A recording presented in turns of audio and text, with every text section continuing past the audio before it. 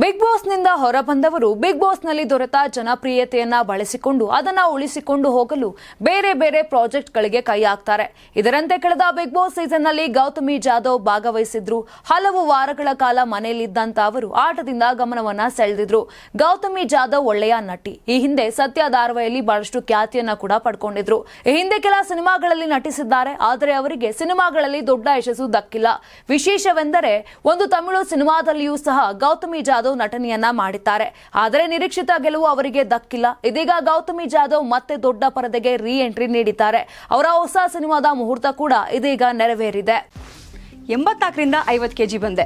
ಆಮೇಲೂ ಸಣ್ಣಗೆ ಫಿಟ್ ಆಗಿದ್ದೀನಿ. ಅದಕ್ಕೆ ನಾನು ಯೂಸ್ ಮಾಡ್ತಾ ಇರೋದು ಜೀನಿ ಸ್ಲಿಮ್. ಸಣ್ಣ ಆಗಕ್ಕೆ ಜೀನಿ ಸ್ಲಿಮ್ ಯೂಸ್ ಮಾಡದೆ ಹೆಲ್ದಿನೂ ಅದೇ. ನೀವು ಸಣ್ಣ ಆಗ್ಬೇಕಾ, ಹೆಲ್ದಿ ಆಗ್ಬೇಕಾ? ಹಾಗಿದ್ರೆ ಜೀನಿ ಸ್ಲಿಮ್ ಯೂಸ್ ಮಾಡಿ. ಸಣ್ಣ ಆಗೋದಕ್ಕೆ ಯಾವುದೋ ಪ್ರಾಡಕ್ಟ್ ಹೇಳ್ತಾ ಇದ್ದಾಳೆ, ಏನಾದರೂ ಸೈಡ್ ಎಫೆಕ್ಟ್ಸ್ ಇದೆ ಅಂತ ಯೋಚನೆ ಮಾಡ್ತಾ ಇದ್ದೀರಾ? ಖಂಡಿತ ಇಲ್ಲ. ಯಾಕಂದ್ರೆ ಇದು ಕೆಮಿಕಲ್ ಫ್ರೀ. ಸಣ್ಣ ಆಗಬೇಕು ಅಂದ್ರೆ ಜೀನಿ ಸ್ಲಿಮ್ ಯೂಸ್ ಮಾಡಿ. ಹೆಚ್ಚಿನ ಮಾಹಿತಿಗೆ ಕೆಳಗೆ ಡಿಸ್ಪ್ಲೇ ಆಗ್ತಿರೋ ನಂಬರ್ಗೆ ಕಾಲ್ ಮಾಡಿ.